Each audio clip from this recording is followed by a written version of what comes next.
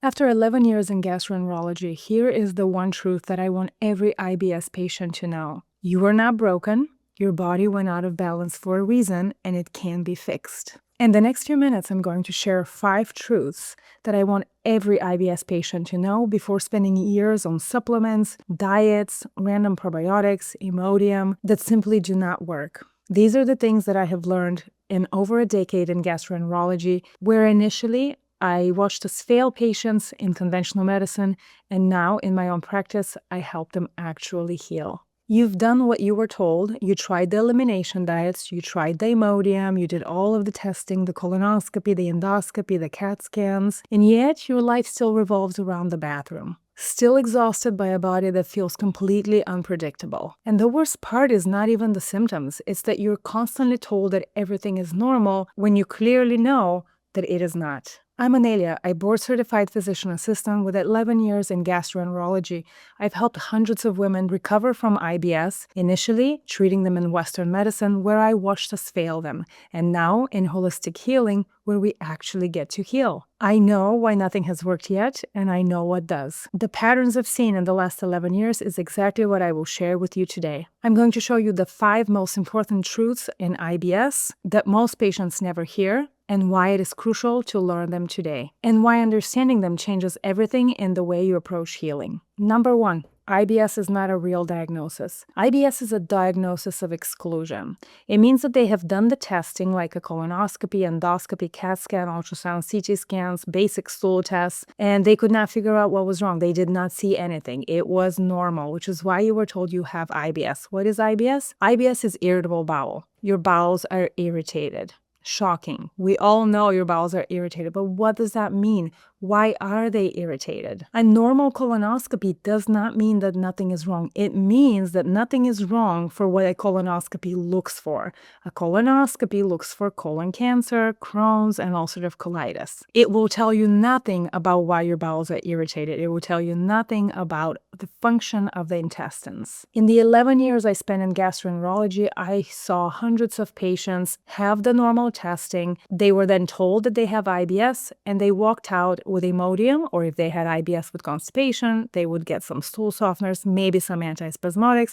They were told to follow the FODMAP diet, and they were sent on their way. Months later, people would come back, not improved, and many times worse. So, if these tests don't show us what is wrong, which tests actually do? The second truth I would like to share is that IBS causes can be findable with the right testing. IBS symptoms are almost always driven by a number of factors. Number 1, compromised digestive function. So we're talking about stomach acid, pancreatic, and biliary function. If one of these is not optimized, you will start having issues from the top trickling down to the end of the intestines, leading to symptoms of IBS. You may also have opportunistic infections, and I'm not talking about the big ones that you're usually tested for, like C. diff, Salmonella, E. coli, things that give you acute diarrhea. We're not talking about the acute diarrhea here. We're talking about pathogens that give you chronic issues, like the diagnosis of IBS. Things like bacteria, fungus, parasites, worms,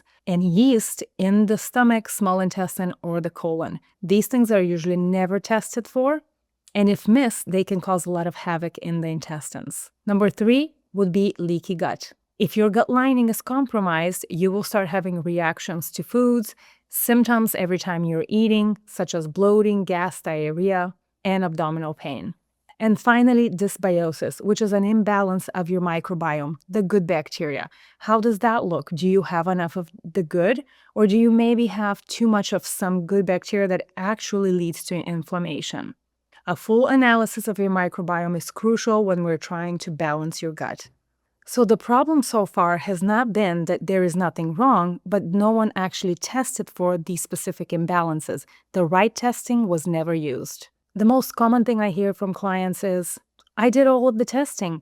I did a colonoscopy, I did an endoscopy, I did a CAT scan, and I was told everything is normal, and then I was sent on my way with some random pills that are meant to suppress my symptoms. However, I continue to feel sick. It's not that everything is normal, it's that your gastroenterologist never ran the right testing.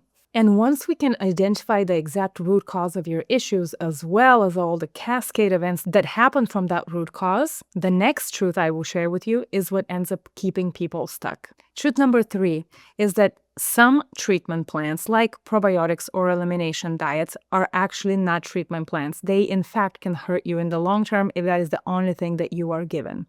Elimination diets, for example.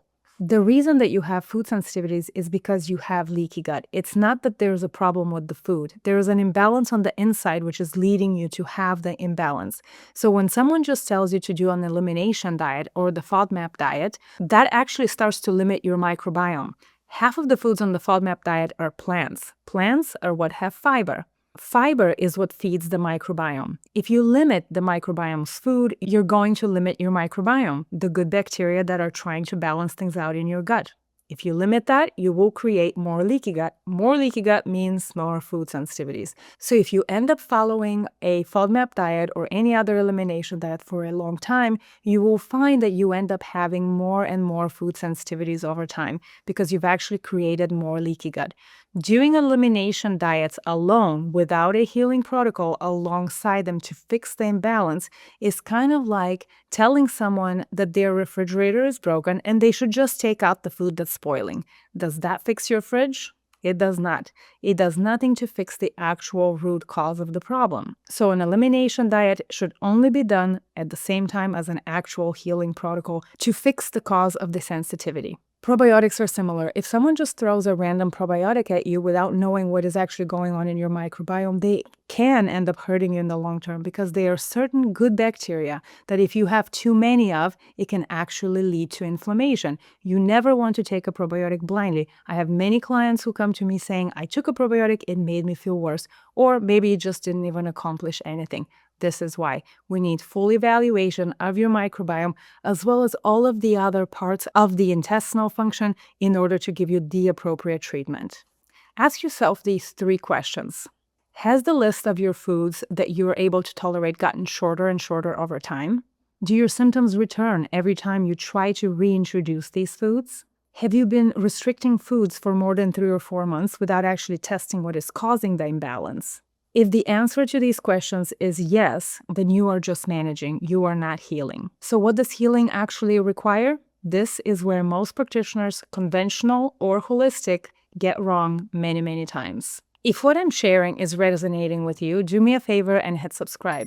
I put out a video every week helping women get to the root cause of their gut issues.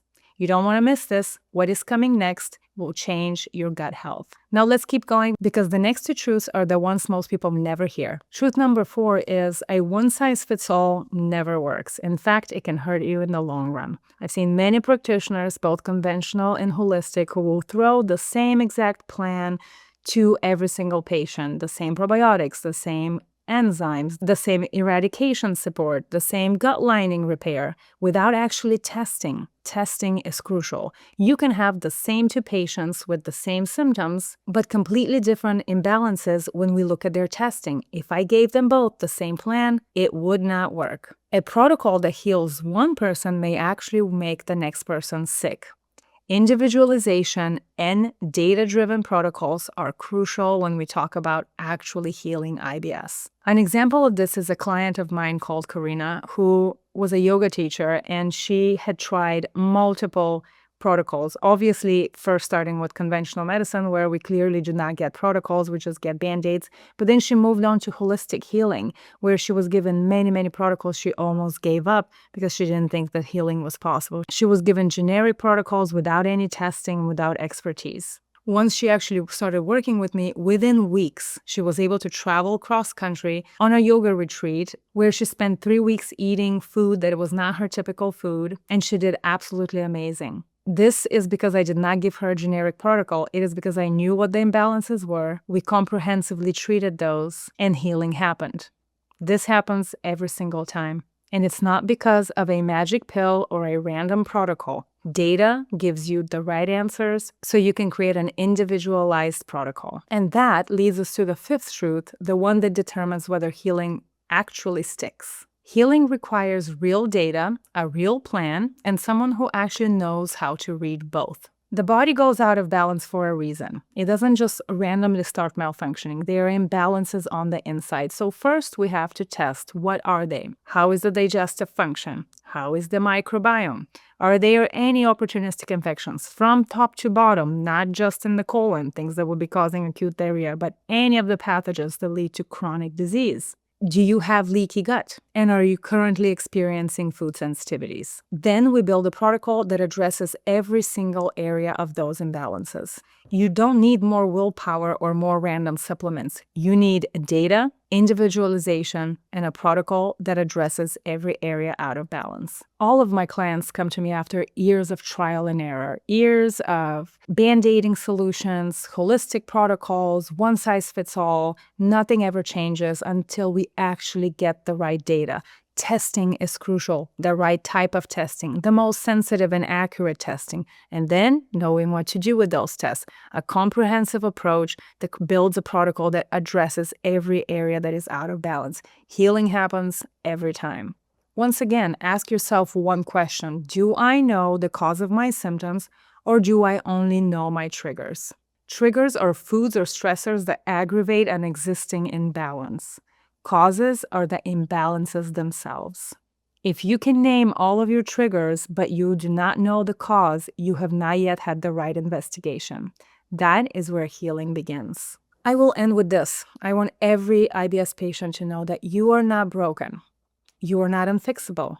And no, everything is not normal. It's just that you were never given the right testing or the right protocols individually for your body. Everything changes when you actually run the right testing, when you run the right protocols. Healing happens every time. That is what I see every single day in my practice. Now that you understand what most people get wrong in their treatment approach to IBS, the next question is, why do symptoms end up coming back almost every time? I made a video specifically explaining why IBS just won't go away, or if it does, why do symptoms continue to come back, and what to do to actually change that. That's the video to watch next. It's linked on your screen right now.